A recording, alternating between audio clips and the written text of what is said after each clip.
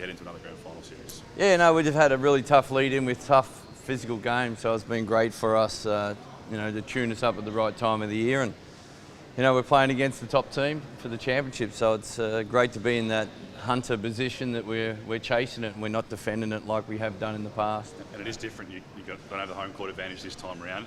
Does that change things at all? Yeah, it does. There's a lot of pressure associated with trying to defend when you finish on top because you've had a great year. And so the pressure's certainly off us, and we get into that hunter mode that we can go out there and really get after it. Melbourne, there's a little injury at the end of the game to Miles Plumley. How is he? Yeah, no, Miles turned up all right.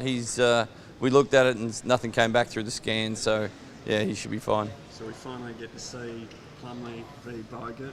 How ready are you guys for that?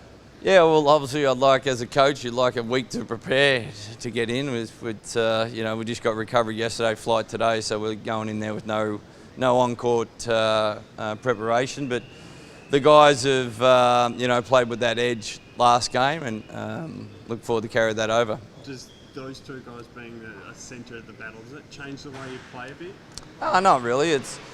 We're going to win this championship because we play as a team, not because of one or two players. Obviously we've got individual players that are great with Bryce, Tarico, Nick Kay, but you don't win a championship with personnel. You win it as a team, and that's why we're here, and that's why we finished where we did with the record that we did, because we play as a team. Are you expecting Sydney to change the way they defend in this series?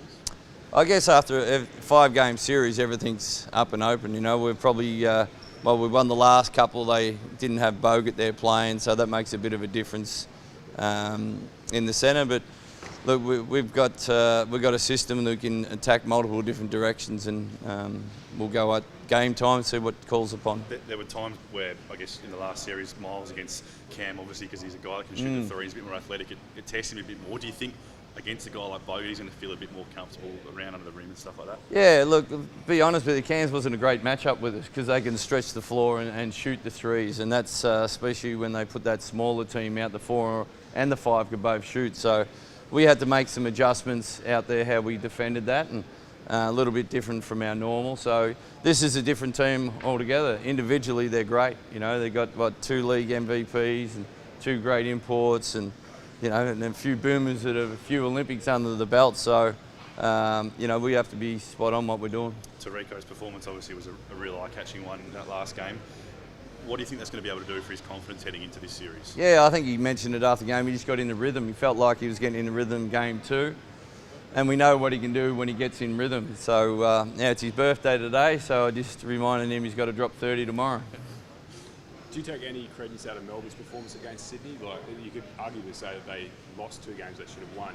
The way they played, is that something that you look at when you play tomorrow? Yeah, we've studied their game plan out there, so there's a few things that we'll implement that they did similar. So it seemed to have a bit of success on the court, and probably if they executed a little bit better that game 1, they would have had that down the stretch. So we'll take a few things and melt it in what we're doing. Bryce hasn't had too much shot scoring against the Kings. Do you expect them to really tighten up on Bryce? Yeah, I'm sure they will, Gunner. They've got multiple players with Casper and with Lish, so we've been able to play good basketball and sharing the ball and setting great picks, and if that doesn't come about, Bryce did a great job facilitating. He finished up with 8 assists, but he also did the hockey assist of leading to the assist. So it's great to have a player that's team first focused. Is this one of your great challenges as coach this series? I think the whole challenge is, coaching staff is just new this year, and they've done a brilliant job.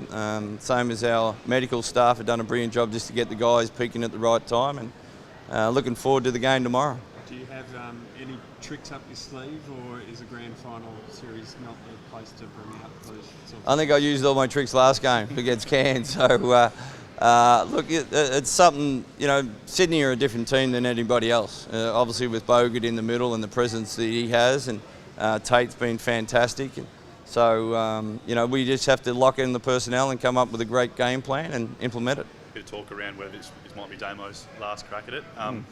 Obviously his legacy speaks for itself and what he's been able to accomplish.